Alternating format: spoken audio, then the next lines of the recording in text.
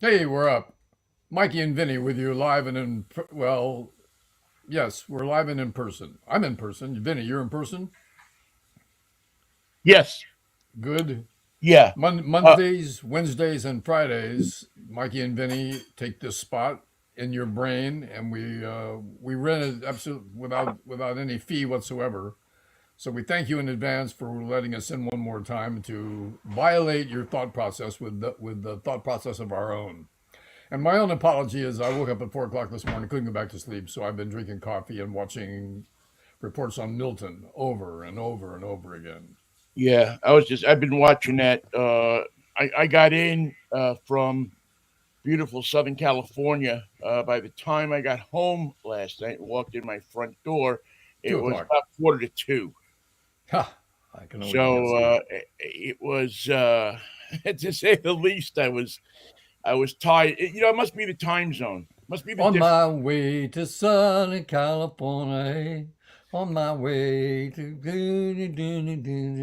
water, One of water. their best songs, and nobody really knows about it. One of the Beach Boys' best tunes. And it's a challenge. What's the best song about California that there is? And that might be it. That might be the one. It's an unknown gem, and it's just one of the great songs And that it's like you join the club when you hear it. You've heard 20 seconds of it and already you know where the song's going. You love it. You're in. You got your t-shirt on. You got your jams. You're going to the beach. yeah, you're all in. You're all ready. Yeah. Life is good. We're in California. It never rains in Southern California. Well, that one due to global weather changes has kind of run its course. Sort of true, sort of not true. This year we Yeah, don't know. We'll I find don't know out if about there's we'll any find out place in Southern California where it never rains anymore. I mean, even the desert right now gets we're over. we're expecting temperatures in the low 90s, so no rain today. I was impressed, or I don't want to say, well, I was impressed. I mean, it's just the wrong kind of impression with how humid it was down in San Diego, how much water there was in the air. Now, I know that San Diego is a place that has that, but once you go inland, once you get away from the beach, it It was dries right out. still it was still fairly You still felt it. humid as well as hot, and I maybe I just don't remember it being that way. Uh, I wish I had told you this the day before, but I didn't find out about this till last night.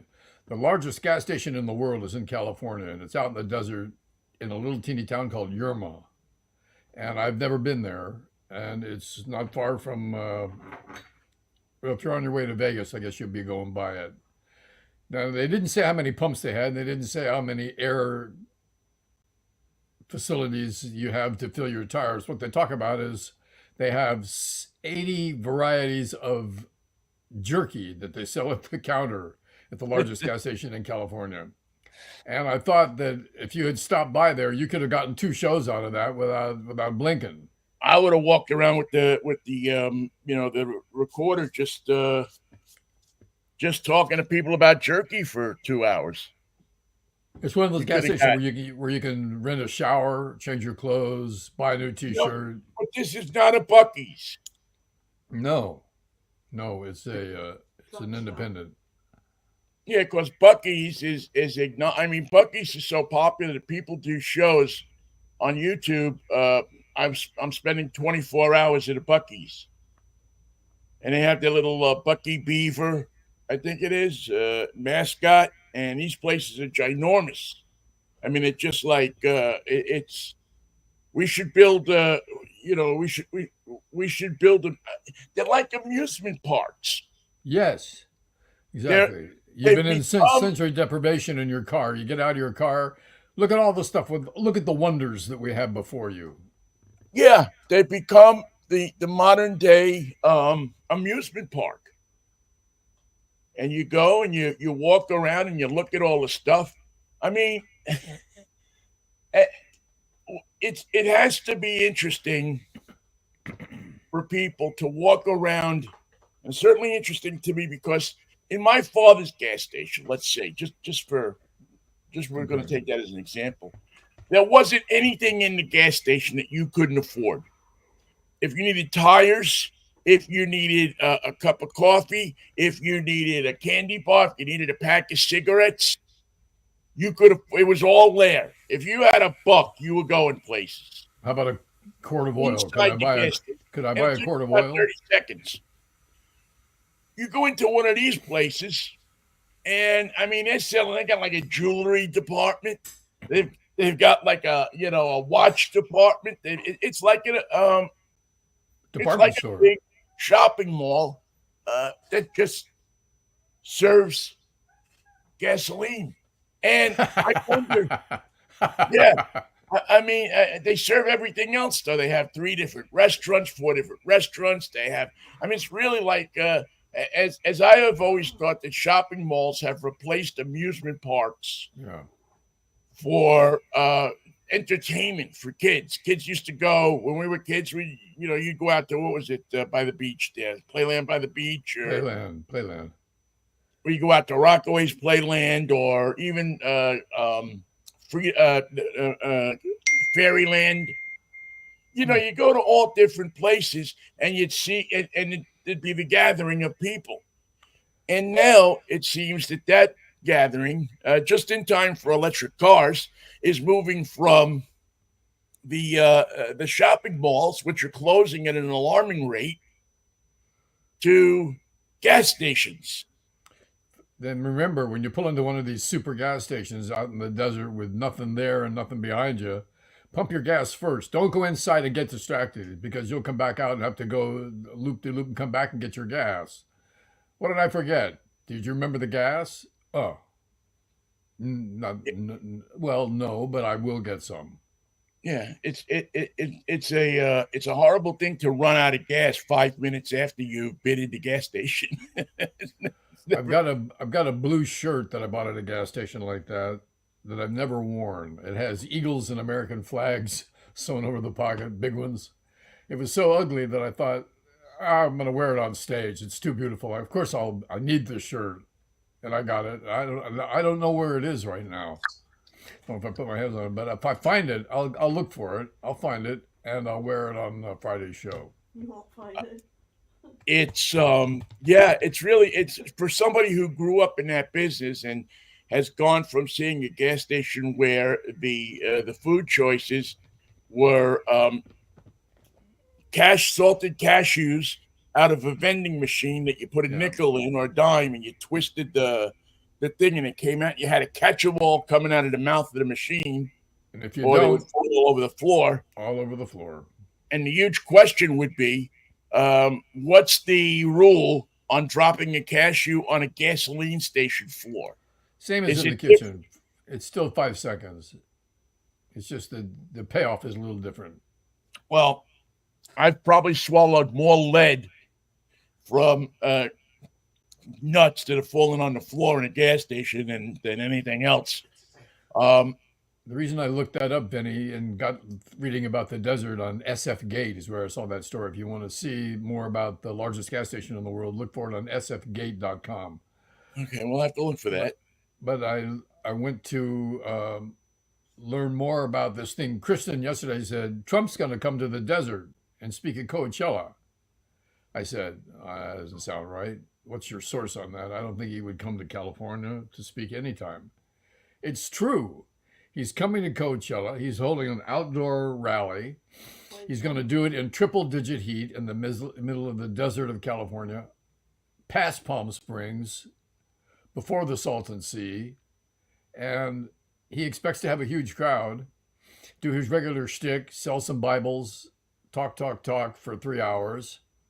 And he's going to be responsible for the death and discomfort and treatment of scores of people who aren't going to be able to live through 3 hours of Donald Trump in the desert, outdoors in the triple-digit heat. And not only that, but he lost California by over 5 million votes last time. How close does he think he's going to pull with one rally in the desert of all places? I don't understand this, Vinnie. It doesn't make sense to me. That's why I said, that can't be right. Check your sources. You're being hoaxed.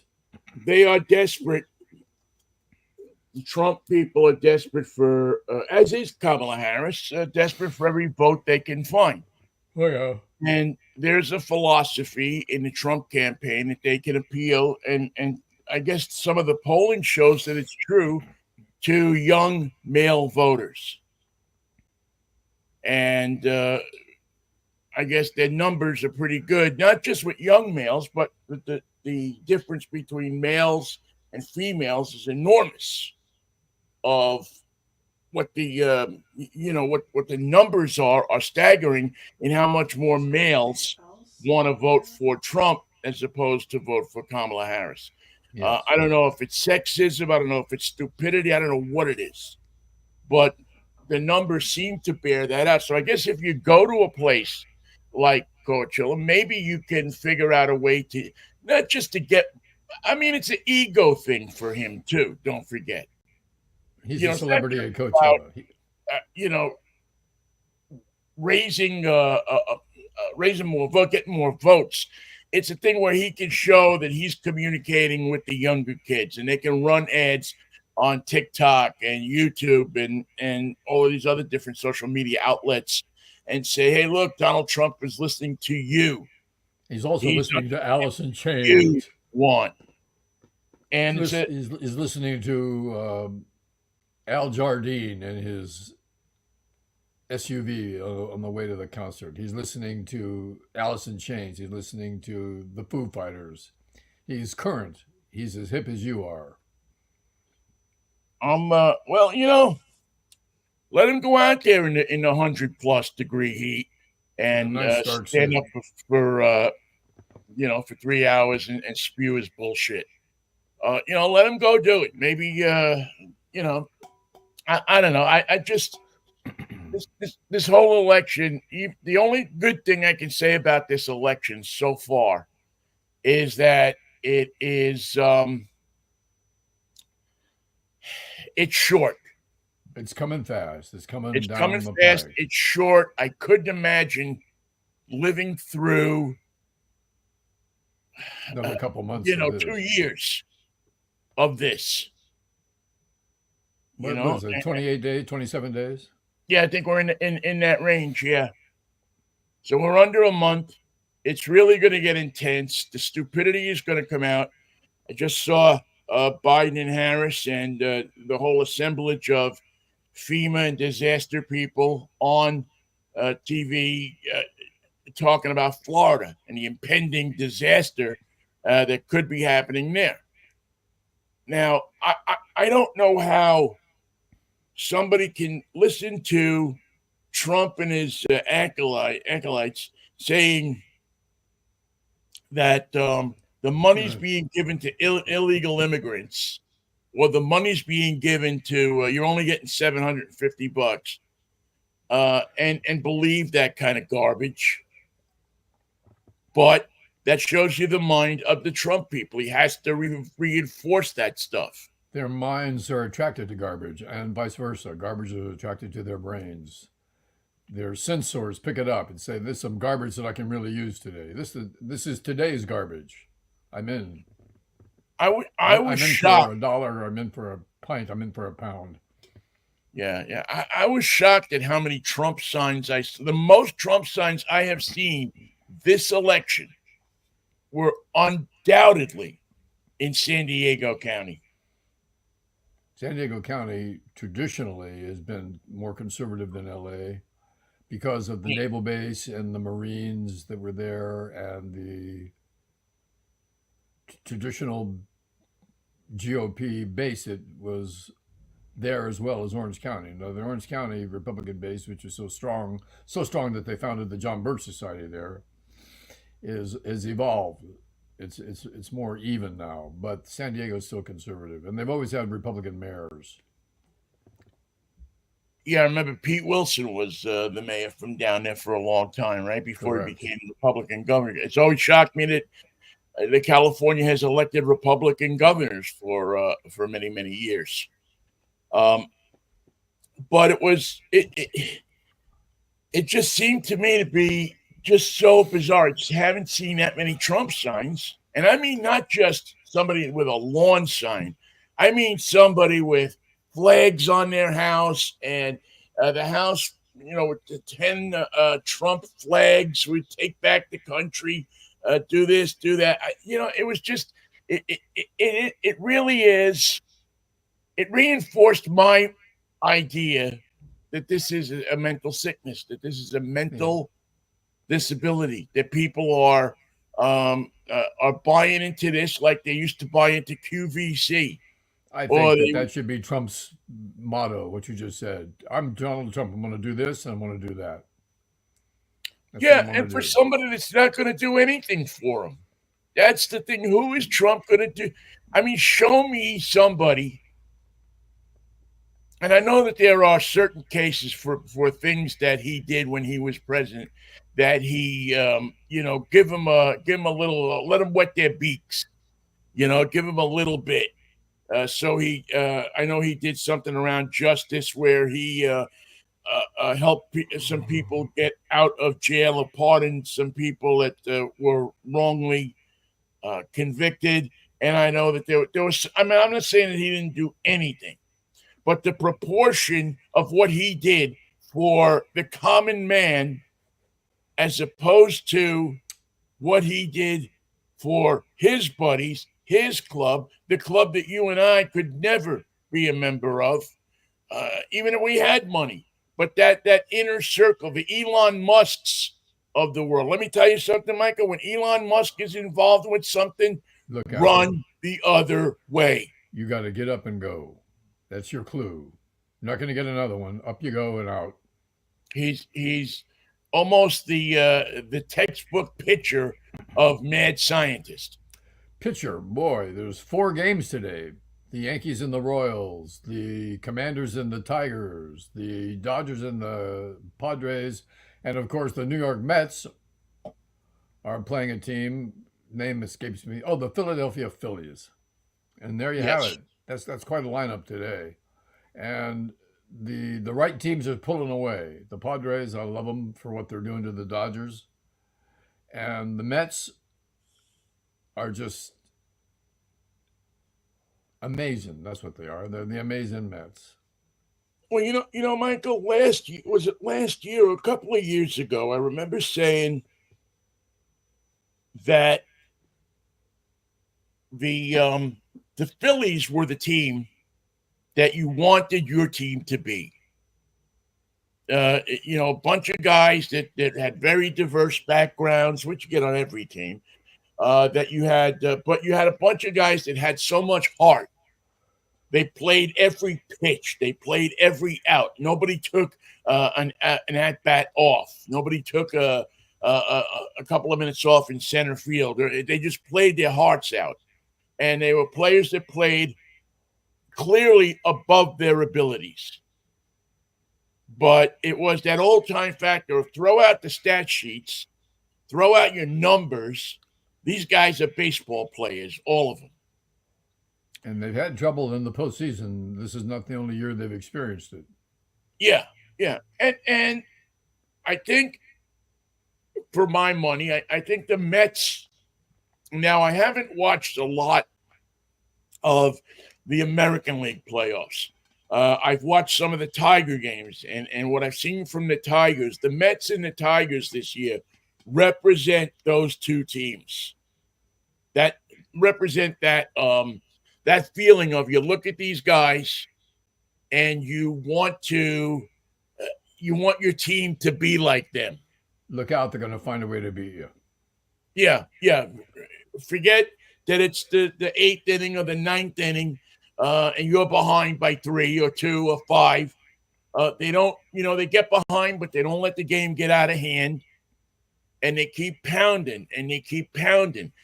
They take more pitches when they're obvious they're trying to tire out a pitcher. The pitcher is dominating them. There's fight in them, and you can see the fight in them. You can see. Yeah, it. yeah. It's there. You can see it. You can feel it. You just look at the faces on these players, and they look like they're all in it for the same cause. They're all pointing in one direction. And I think that's what the Mets and the Tigers are this year. Now, I don't know that both of these teams are going to make the World Series. I mean, there's some powerhouse teams, but what I've seen so far from both of these teams has just been this is what I'd love to see the Mariners be. Yeah. This is what I'd love to see, the kind of club. Why can't we assemble the Mariners? I'm talking about now for a second, because with me you have to get which favorite team I'm talking about. But why can't the Mariners assemble a team like that? Why can't the general manager of the team assemble a team like that? They've had so much time. And I guess it comes down to money in one respect. And judgment. You have to have baseball people making the judgment, I think. You get lucky. Your pitcher, Sean Manaea, was a giant last year. He had trouble. When he got to the Mets, he changed his delivery from coming up 3/4 or over the top to more sidearm. Not true sidearm, but 3/4 sidearm. And it's changed everything about it. It's changed everything about his play, his year, his results, his control, his dominance. And he's a big kid. The fans love him. They love his toughness. And they love his personality where he attacks from the mound. Yeah. And last year, he couldn't get arrested. He got sent down. He finally got traded off. It was when he made his adjustments in his delivery that he became a valuable starter this year for the Mets, and he became stronger throughout the year as it continued. And the what I find fascinating about it is the year before the Giants were going and nobody else said he's going to be great. He's going to be great. It just happened. It was a matter of inches in the delivery, and a trade to a new team, and apparently the guy who's Hawaiian and maybe from the somewhere in the Polynesian area, has found a home in New York, and they like his directness on the mound. They like his aggressiveness. And there was a guy who a year ago wasn't on anybody's radar, and now look at him. Look what he's achieved in 1 year, and look what he's bringing to his team. The Mets love him. Well, listen, New York. I mean, New York gives you points for winning, but it's also a city that gives you points for trying hard. Even though they're tough, even though they're brutal when you're not doing well. Not as brutal as Philadelphia. I mean, I can't imagine if Philadelphia Phillies fans this morning are happy in any shape, manner, or form. They are in the coffee shops and the donut shops and the Dunkin' Donuts places all over the Philadelphia area. I'm sure the Phillies are getting ripped. And I can't imagine what sports talk radio with WIP sounds like this morning. That's exactly what I was thinking. When you were saying that, I've been going, what are they saying on the morning show? It's over is what they're saying. We're done. And here's the changes we have to make because this team stinks. Right. Here's the people we have to lynch. Sound familiar? I mean, really, when you I mean, I'm so on this thing, Michael, of that. Robert Saleh in New York. Yeah. Our political climate today has been in part fostered by the sports talk radio of the 80s and 90s, where it was okay to go after somebody. If you didn't like a guy's performance the night before, you could call him an ass, you could call him a bay, you could call his wife, you could call this person out, call that person out. And I think that's and the guy who probably did the best job of bringing that from sports to where if you think about it, it was always not malicious. I mean, nobody sat in the stands at Ebbets Field and said, kill the umpire, and expected that anybody was really going to kill the umpire. Those were more innocent days. Yeah, it was just, kill the umpire. But now, and Rush Limbaugh did this probably better than anybody else, took that philosophy, took that idea of sports talk and transferred it to hot talk, to political talk, and made it okay to go after politicians or regular people in the same way it was to go after athletes and ball players and entertainers. Who's going And to? You see what happened there in New York just yesterday, where Robert Saleh, of the head coach of the Jets, got fired after 4 years, and the sports talk guys today on ESPN in the morning show were saying it's Rodgers' fault that the coach got fired, and this is going to be his biography. It's not going to be all the great things he did at Cal and the wonderful success he had at Green Bay. It's going to be how he came apart in his effort to turn the Jets around. Instead, the Jets turned him around. well, I agree with that to a certain extent. I So also early. would say that if he wins, if he gets that team to the Super Bowl or maybe Yeah, even to the AFC Championship game, that's another story. that much of that will be forgotten. Much of that will even turn into he was right. Now, I didn't read the stories yet because I was traveling yesterday, so I don't know exactly what the reasons were given that Saleh was fired. But I got to tell you, when you let one player take the club over like that, Strange things it happen. it breeds discontent in locker rooms, in The front huddle. offices, Yeah. especially in front offices, Right. even in owners' families.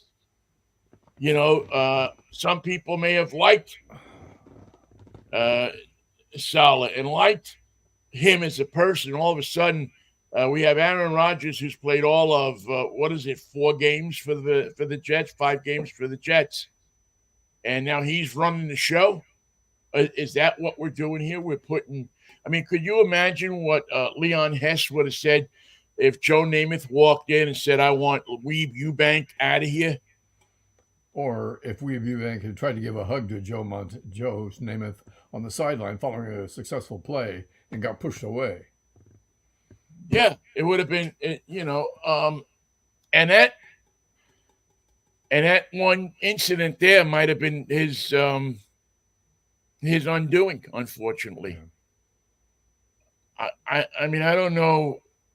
Like I said, I haven't delved into the story enough to know some of the inner workings. I will today because I find that stuff fascinating. But listen, I've said this, you've said it. I've been a real proponent of this. I'm not a fan of Aaron Rodgers. I don't care if he goes out and goes 17-0. I think the guy is trouble. I think he's a guy that wants things his way, and he's not willing to listen to anybody. And he's got some wacky things that he wants his way. Yeah, I've noticed. It gets rather difficult to. Where's he stand on Hurricane Milton? Is it real? Is it there? Is it a figment of our imagination? Is Uh, it something that he got in the ayahuasca and only he can see it? Fascinating. Well, and some of the stuff he puts out there is ridiculous. As Marjorie Taylor Greene saying that President Biden is controlling the weather. With his with his what? With his Volkswagen, with But his his Jewish mind. space lasers, I guess.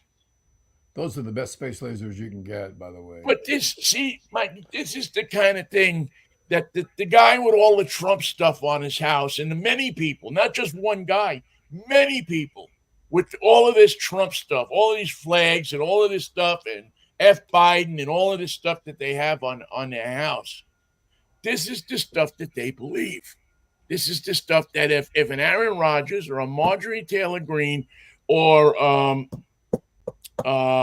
any one of those MAGA people say this, that they take it as the gospel truth. Well, you got to keep in mind that Trump himself is a kidder. He kids a lot. He's joking. He's making fun. It doesn't always translate that way, especially when he's talking about eating cats and dogs. It sounds sincere, but he's just a kidder.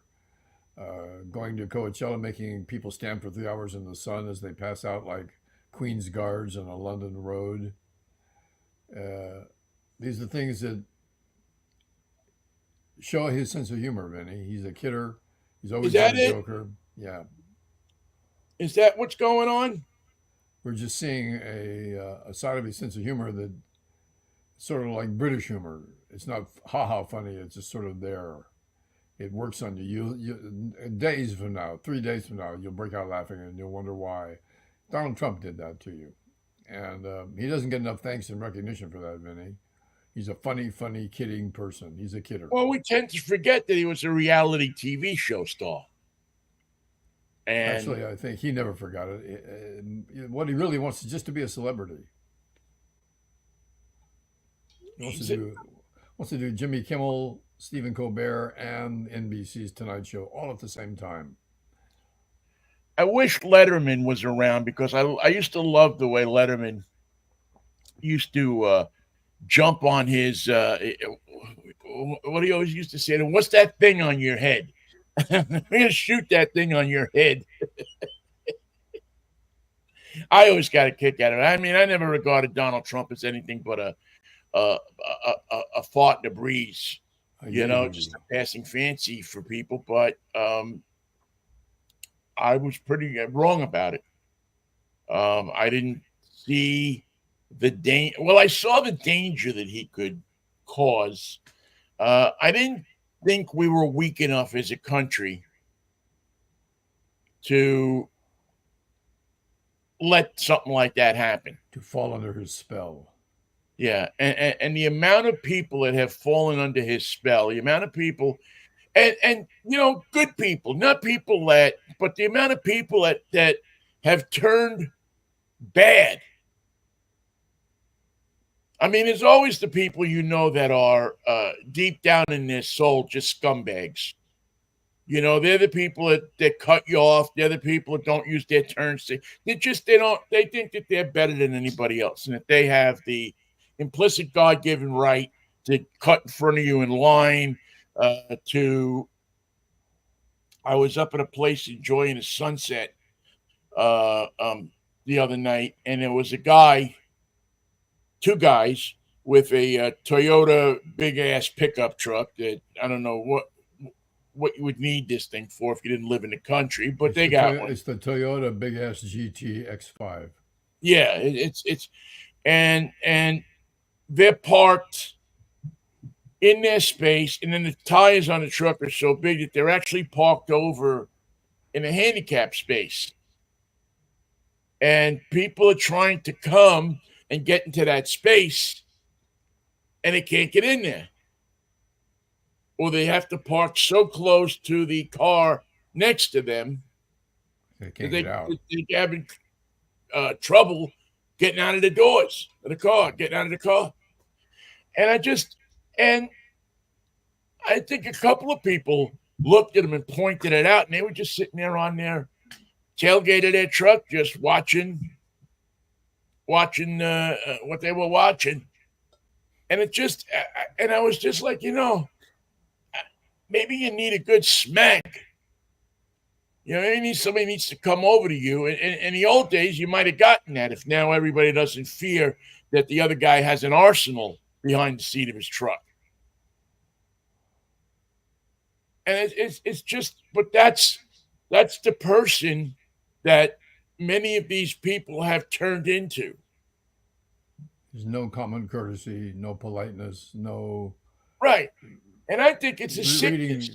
Reading the room, see where did I park right here? Am I parked correctly? Am I taking two spots? Is it a busy night? Should we be considerate of the other people? Or did those thoughts ever cross their mind? Apparently not. Can we hold the door for somebody? Can you open? Now listen, to be fair, I've seen people that wear, a Trump button or this or that, I don't think this is a secret. I use a cane to walk with. And I've had several people also, that are Trump people hold doors for me and say, hey, you want to get ahead of me in line? You're holding a couple of things at the grocery store. So I'm not going to paint all of the people with that broad brush, but I am going to say that there is a much larger angry person contingent in the Trump people. They're angry that because the things he says keys anger in people. It's personal anger. It's what bothers them. It's not what they think about the country or the state or the county. It's what they. It's their ability to focus entirely on their grievances about life and about bills and about their equipment and the car and school and their children and what the people say on the street and what's wrong with radio, what's wrong with television, what's wrong with the world. How can I put this into focus for you? It hurts for me to go down the street in San Diego because it's a world that no longer suits me. And Donald Trump's angry about it, and I'm angry about it. And angry people are what, Vinny? We've talked about this many times. Angry people are afraid. And Yeah. what are they afraid of? Well, They're afraid they're going to lose. it's a long They're- list, isn't it? There's somebody's going to come and take their lawn. And their car, and their wife, and their business, and their savings, and their self respect, and their curiosity, and their political future, and their gun. Going to take that too. Oh yeah, you don't even think about taking the gun. I mean, that's you're really getting into an area that you don't want to get into, and it's just I don't know. I don't think that Trump is that him going is going to fix that. I don't think if he were to drop dead tomorrow, that all of a sudden all of these people would find peace and say the spell would be broken. That I don't subject think came up the spell is yesterday. going to be broken. No, you're right. It'll be adjusted, though. If he loses, that's enough of Trump. But the party can't rebuild. They can't just go on and get the next candidate because that's not the way they think. That's not the way they're built now. They're built around a cult of personality. They're built around this agreement that we're all going to lie about life and we're all going to be resentful about life and we're all going to go to the court and try and stop them. And we're going to tell the Democrats and the liberals and the fascists and everybody else that we hate what we really think of it and what we have planned for them. And if they continue on that road, then the next election, midterm elections will be next, and they won't do well there. And then it's time for another presidential race. And who's going to come out of what? Mike Johnson's going to be a candidate? No. No, they'll run somebody more extreme than Trump. Might Or they might they could very well. and here's the thing: is they have somebody that in this election they could have run out there and made him seem very different than Trump. They could have put him out there and they could have, educated him to have a softer hand, to have a bit more class. But J.D. Vance can't do it. Oh no, he can't do it. He knows about the wizard and the curtain, and don't pay attention to what you hear from this man. He knows that it's all being done with smoke, and he's seen it from the inside. And he's going, well, what am I learning here? I'm learning how to do this by lying, by being insincere, by spending the money, by touring the battleground states. It looks like I'm a candidate, but I'm really something far stranger than that. I'm a chameleon. I just change my spots and my color to suit the mood I'm in. I'll do whatever I need to do to get the hits, to get the power, to get my face on the 5 o'clock. Well, now it's the 24-hour news cycle. Remember the days when you had to do something in a certain in a time because it had to make the 5 o'clock news or it had to make the 6 o'clock news? So, every press conference was at 1:05. So you could.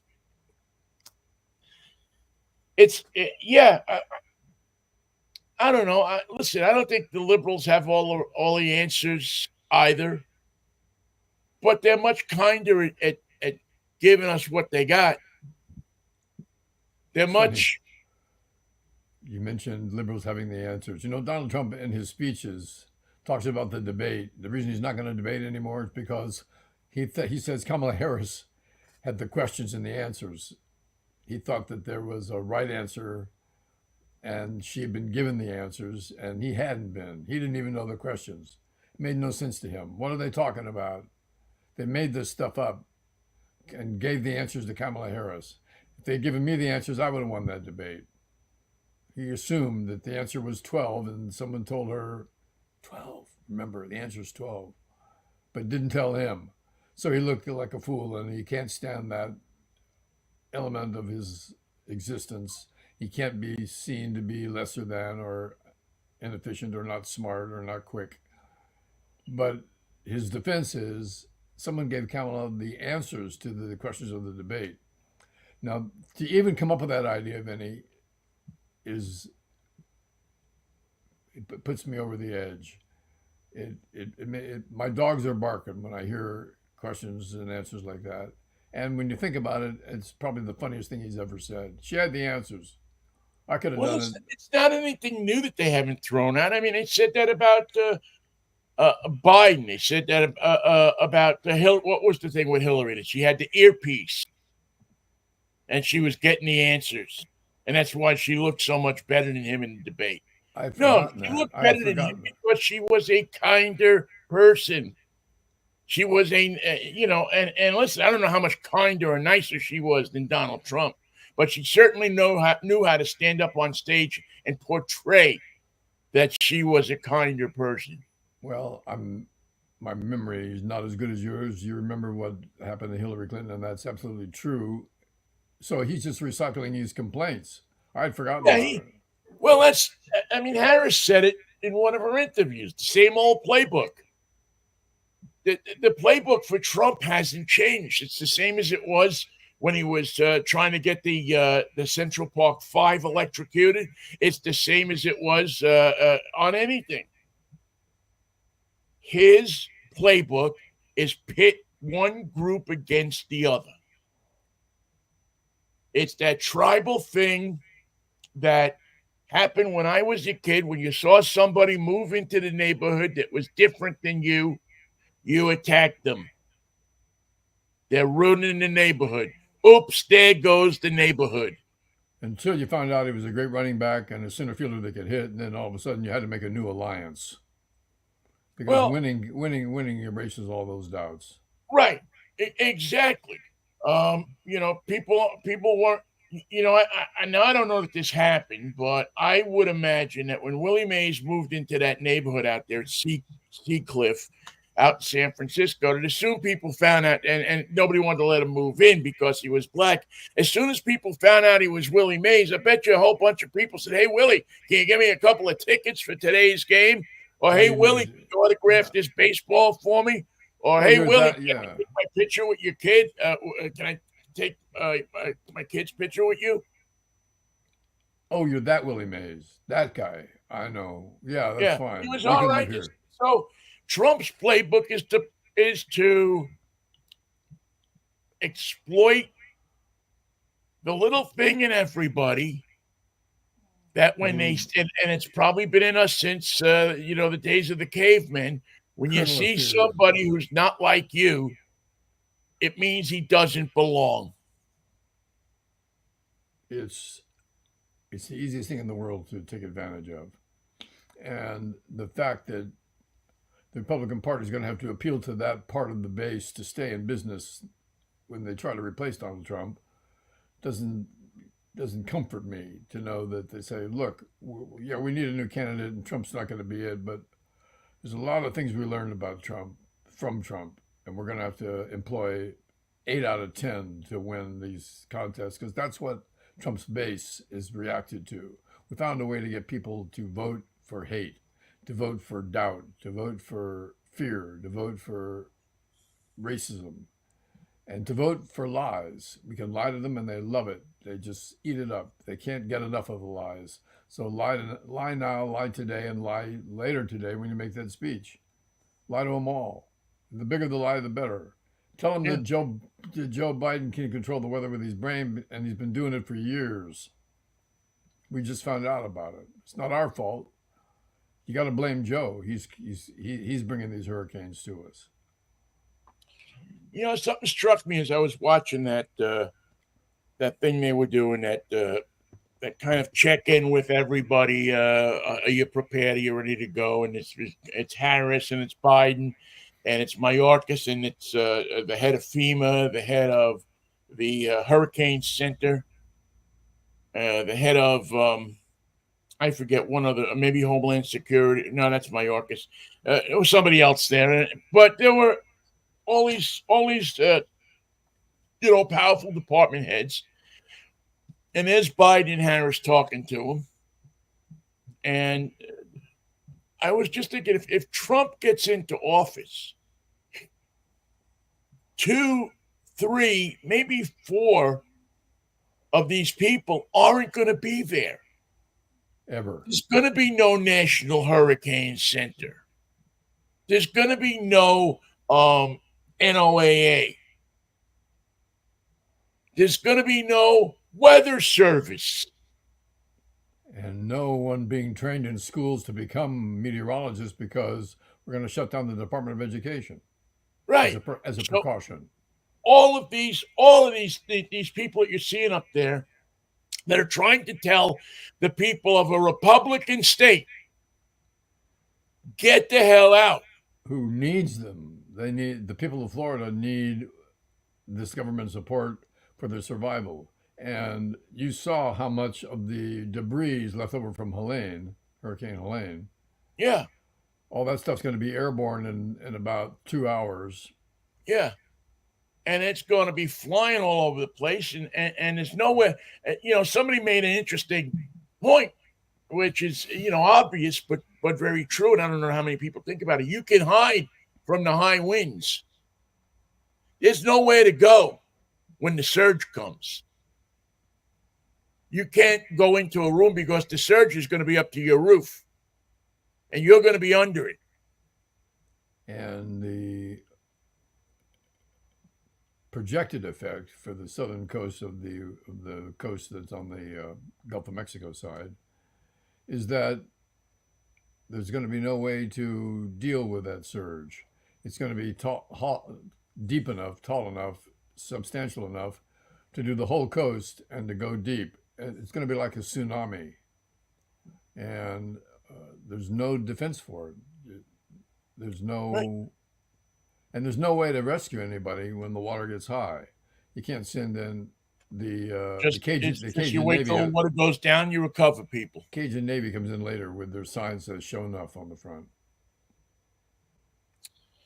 Yeah, even the Cajun Navy isn't going to be able to save these people. I mean, it's just, and the government has, it seems.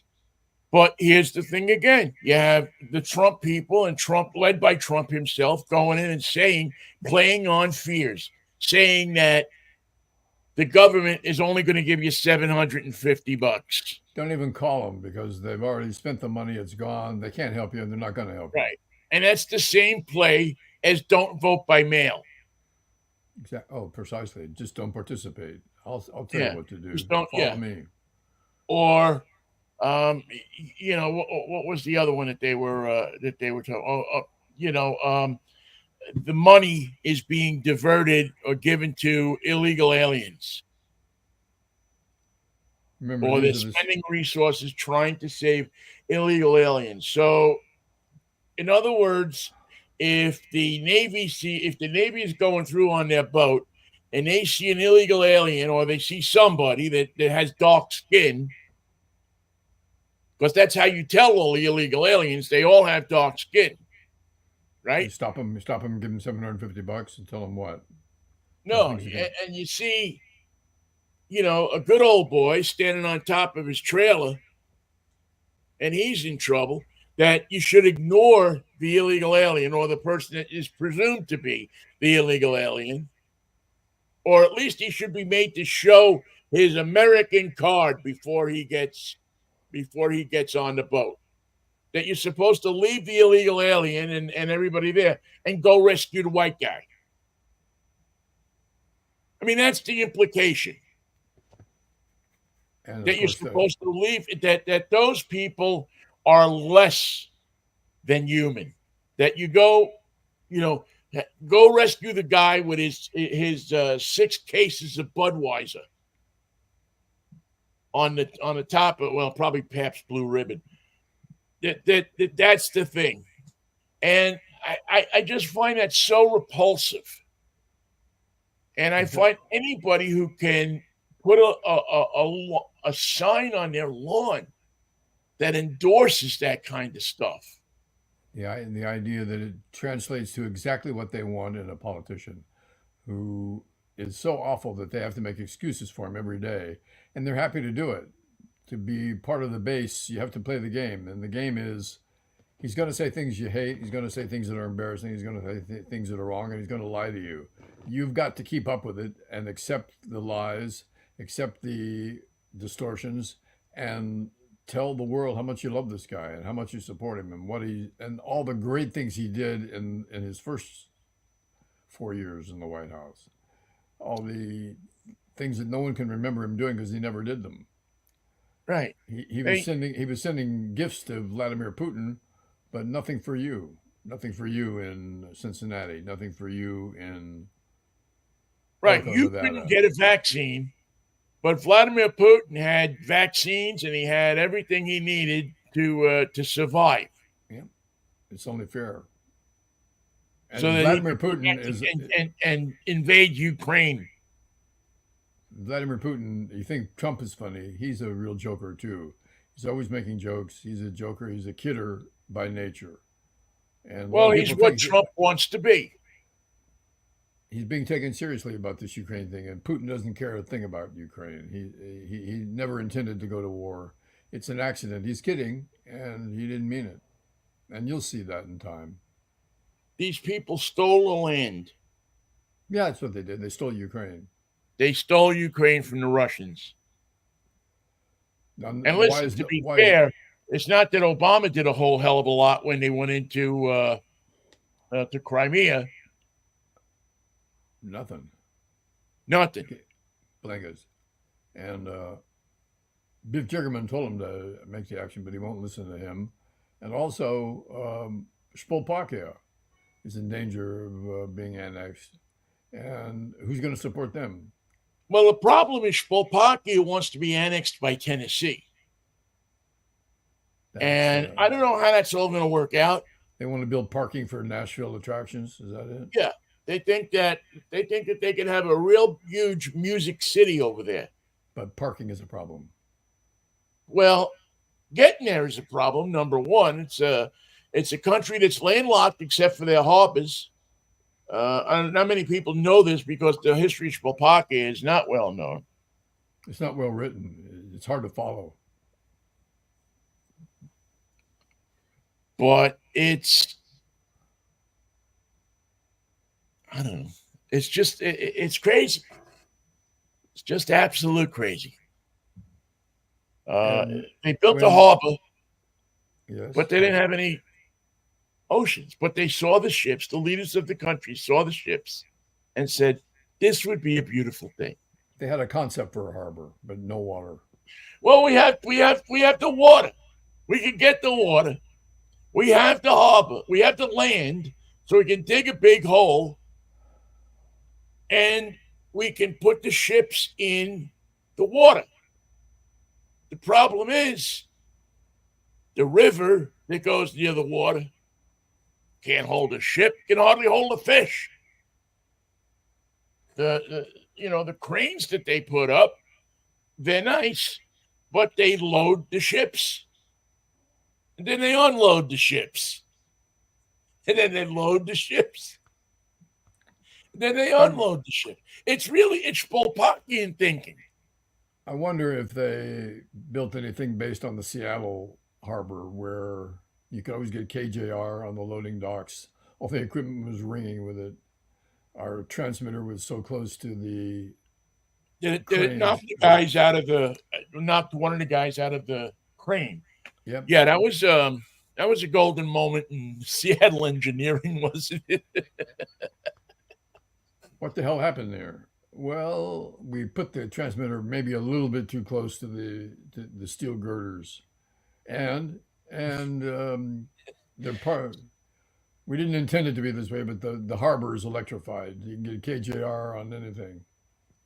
Well, the good thing was that every police and fire and city band that anybody that had a radio for the city could get KJR just by turning on their radio. Our listing went up, 1,000% among police because they couldn't get a call into anybody. And nobody was calling them. Right. This is a joke, folks.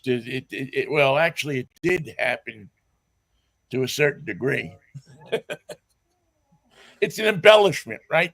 Wouldn't this be an embellishment of the story? That was going to be the name of one of the counties in Slovakia, Embellishment County, but they changed the name. Embellishment County? Yeah, I think it's just something simple like Acme. See, here's the really weird thing about social media. Can I divert for a second? Sure. Can I digress for a second? So I'm looking at my notifications on my phone, and I just got a notification from Jane Shannon. Now, you probably don't know Jane Shannon, but she was a woman here in town who did the news on Cairo for many, many years. One of the most loved people you'll ever meet. One of the really was a stellar person. I mean, I worked with her for the whole time. Oh, well, not the whole time I was at Cairo, but pretty much the whole time I was at Cairo. So she was afternoon drive. Yeah, she was morning drive, and then I think, yeah, because Val Stoffel was after, so she was mornings. And I absolutely loved her. I just loved her. And but the problem with getting a notification from Jane Shannon is that Jane's been dead for over 10 years. She's still got something to say, apparently. And it's just, I mean, I don't know. And again, maybe I should just be shutting these things off or that. I shouldn't get notifications from social media because it upsets me at times that I see them. And it drives me to turn on the social media. And I looked at it and I just was like, I mean, it kind of breaks my heart. You have a notification from Jane Shannon. Now, I could hit this thing and it could actually be a notification from Jane saying, shut up. Or saying, keep talking. Who knows? You hear me? Or can you hear me? Testing, testing. It could be her telling me the plan to save the world. She found it up there in heaven, but it's just a weird thing. It's I don't know if it's happened to you. I know it's happened to other people that have Facebook or this. That little bell goes off, and you're like a dog. You just go and hit the thing to see what somebody's got to say. Somebody made a post. Somebody has a Somebody comment. posted. Somebody reacted Somebody to your said, picture. yeah. Somebody said. So I don't know. I just think it's really weird. It kind of, and again, I shouldn't have it on when I'm doing the show because I look at it and I go, oh man. But Moron. and I know that yesterday or the day before was Jane's birthday, and it's every year when it is her birthday. We always and anybody who worked with her thinks about her because she was just that kind of person. Of course. She was just this lovely, lovely person. And so it's just so sad to see that I got a notification from. Well, I hope it is a notification from Jane. I hope I click on this thing and I look at it and it's Jane sending me a message saying "shut up," Something new. or why are you doing it like that when you could be doing it like this? And it would be better, or come on, let's go get a cup of coffee real quick.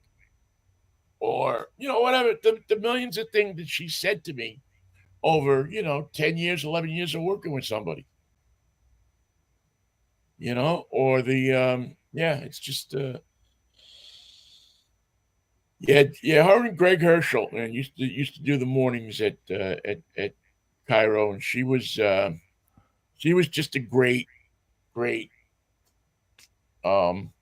radio host. Didn't expect to be. She really shined though when we did our battle of the talk show hosts. We used to do a thing where we would get on stage and they'd sit us down and we'd, talk among each other about topics. And Jane was 1 year I emceed it. The next year Jane emceed it because I sat with the talk show hosts. And it was rocking. And Jane did so much better of a job than I did. It was just she shone. She really shone in that role, and she was quick with it. So anyway, I know I got off on a tangent here, but I just saw that, and it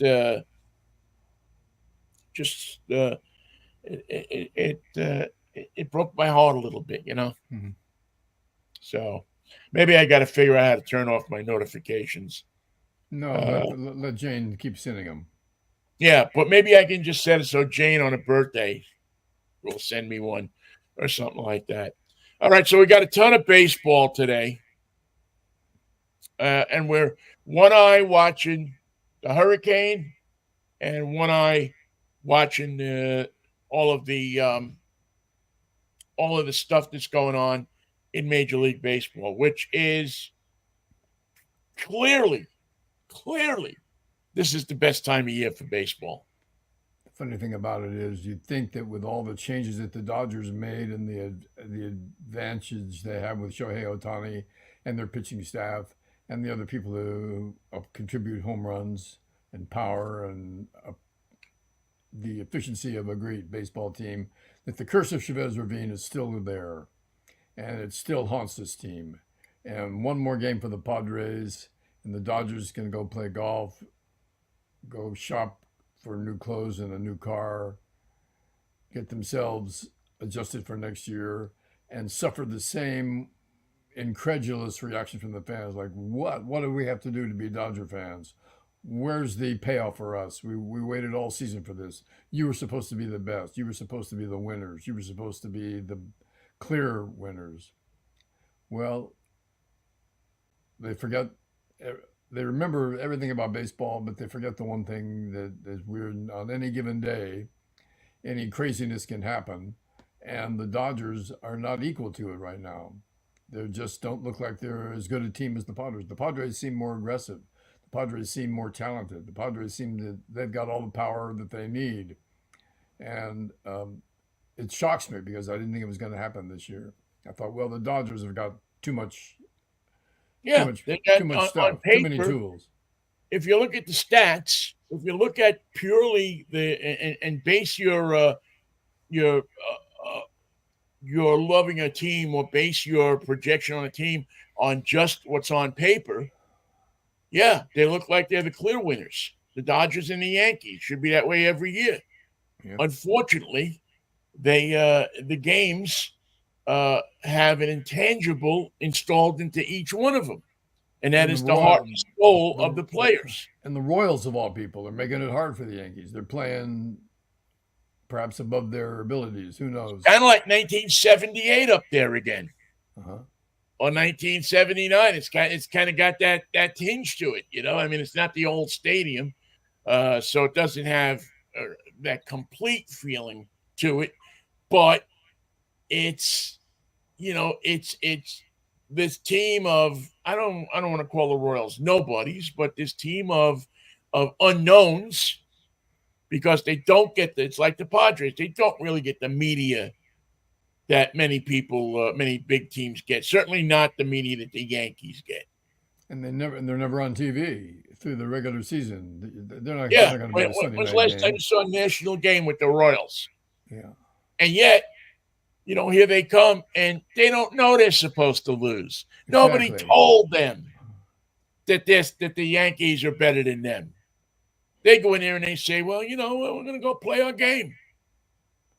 We feel pretty good today. We think we'll beat the Yanks. Yeah, I think we'll beat them. Feel good. To them, it's another baseball team, which is really what you got to think when you play teams like the Yankees and the Dodgers. That we belong on this field just as much as they do. right? And they think we stink, and that's going to work to our advantage in the long run. You know, it's funny because it's an argument I used to have with other people I've worked with. Is that no matter how bad of a team you are, when you come into spring training, you don't think you're going to lose. You think you're going to win. You think that things are going to click the right way, that everything's going to fall into place. Because if you had the thought in your mind that you were going to lose, you couldn't go out there and perform. In fact, the Chicago White Sox, who lost 121 games, something like that, thought they were going to win them all. Yeah. First pitch, they always thought, we're going to win this one. First, in spring training, when they tell you that we're going to win and we're going to be competitive, that's not going. That's every team thinks that. Now, it's early for the White Sox. Came in the second week of June, probably, or maybe even April or May. In a hurry. They knew they were out of it on the first bus ride to the airport. But it's boy, I'm pissed off that the White Sox won that 121st game. That put my Mets. I mean, that was a record that I was proud of. 40 and 120. Hard earned. How many other teams can say they got even close? Somewhere, Hobie Landreth and Mark Throneberry and so many others who are on that. Jesse Gonder is crying tears somewhere. Tom Sturdivant is heartbroken. My God, there's a name from the past. They broke that record. And Joey Amalfitano on that team? Who? Joey Amalfitano, wasn't he a Met? I don't think he was. No, I don't think Joe Amalfitano was a Met, was he? I thought he was a Giant, and he and Hobie went to New York together. Maybe when they had the expansion. I don't remember him. Maybe he went there and he didn't, play. He went to a different, different. It was a funny thing when they started the Mets uniform. They started the Mets in the Houston 45s, and they said, we're going to take 2 players from every team to put this team together. So everybody surrendered 2 players. And the teams are saying, you can't have these guys. You can have that guy. Yeah. In those days, they gave the teams their best. I think you can have that guy too, yeah. They all gave their teams the best, the expansion teams. Even in '69 when they expanded. They still didn't have the rule in place that you have to make one from column A, one from column B, and all of that. They just said we're protecting our best players, and rightly so. They drafted them, they invested in them. But by the next expansion there in the early '90s, they had changed that so that these guys that were paying millions of dollars for a team at least would put a team on the field that was somewhat of major league quality. They had mitts and they had balls and they had bats. What more do you want? We're here to play. Let's go. Well, and the Mets had Casey Stengel. And I mean, he was worth the dollar price of admission just to go see him run around. Yep. And do the press conference after the game. That was the best part. Yeah. Yeah. I mean, that was, I missed that, and that was one thing I really enjoyed about baseball was going down, and it was great that we had this access where you could go to the manager's office after the game and listen to the manager. Because that, now it's on TV every game. They have the post-thing press conference, and they bring the manager into a room. But I love the old days when you go in the office with the manager, and he'd sit there, his feet up on the desk, chomping on a corn dog or smoking a cigar or something like that, and saying, "Boy, we really blew today, man. We really stuck." It's early. But it's early. It's early. It's early. It's what is it? October 10th? 9th. Today's the 9th. Today's the 9th. What time is game time for the Mets? Do you know? I think they had a first game up today, if I'm not mistaken.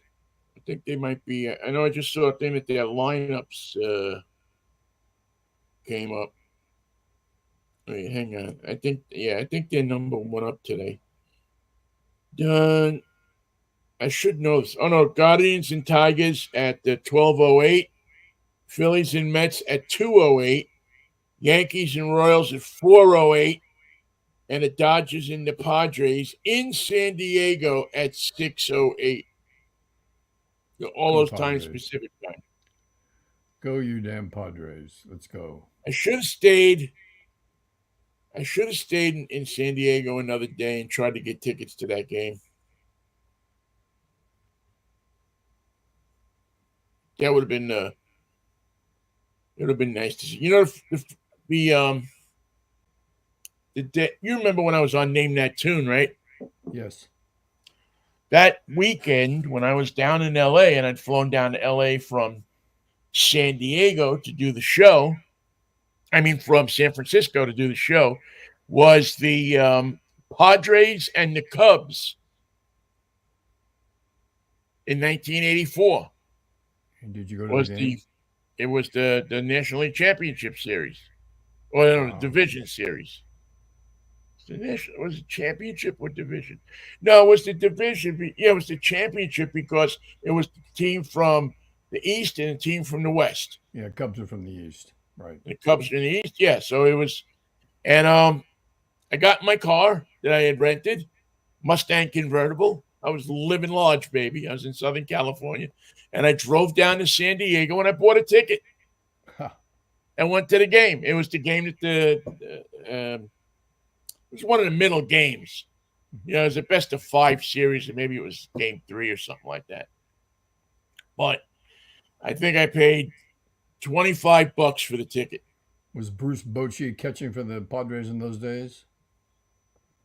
Wow, I'd have to go back and look, man. But Bud Black pitching. yeah, Nate Colbert was he on that team? Nah, that's probably past his. Was Nate Colbert? It wasn't Nate Colbert. That's Steve. And the hitter, the outfielder. Now I think Garvey was on that team, wasn't he? Mm-hmm. Yes. In '84, he'd gone over to the Padres. The Senator. Senator Garvey, they called him. Yeah. Has he got any shot? Nah. Nothing. Doesn't have a shot, huh? Nah. So not a prayer. Adam Schiff is going to be the new senator from California. Yes. Wow. And Trump can have a rally in the desert and cause the death of several people who would have voted for him. But why he's doing this, it makes no sense. It's not a battleground state. He's not staying even with Harris in terms of the demands made on the campaign. It's to get in front of these guys, men. It's to try to get men. Desert men of the desert. I will leave us with this one thing. Did you have you had any desire to go with me to the Dianne Feinstein auction? They're going to be auctioning off Dianne Feinstein's stuff. I was going to go to some charity. I forget. Where is it? San Francisco? I think it's in San Francisco. Yeah, I think Sotheby's is doing it. And I'm just thinking to myself, what would I want from Dianne Feinstein's house? A book, a vase, a dinner setting, her cat. I don't know. I think they are auctioning off the cat. But the cat doesn't have shots. She was an anti-vaxxer cat lady. I thought the cat was named Shotzi. You get your shot? We got a shot. By the way, I got Kristen and I got our COVID shot and our flu shot. And it was the first time I had no side effects whatsoever. Good. I got to get mine. I've been advised by somebody in the know not to get them together. I got them both in the same shoulder, and we got them together. And so I got to see. It didn't All cost right, anybody Mikey. anything. I will see you on Friday morning if the Lord's willing. The creek don't rise. Welcome back to the state of Washington, Vinny. Thank you, man. Let's go, Mets. Let's get these Mets into the NLCS. And goodbye to the Los Angeles Dodgers. Goodbye. And the Mets and the Padres. So there I'll have there'll be domestic strife in the family. Excellent. Just what we need. Just all right, what was Pally. missing. All Peace, right, love, Manischewitz. see you for a Freaky Friday, and it's going to be some kind of wine. Thank you, Vin. See you, pal. Thank you all for listening as well. We always appreciate it, and we'll see you on Friday morning. Bye-bye now.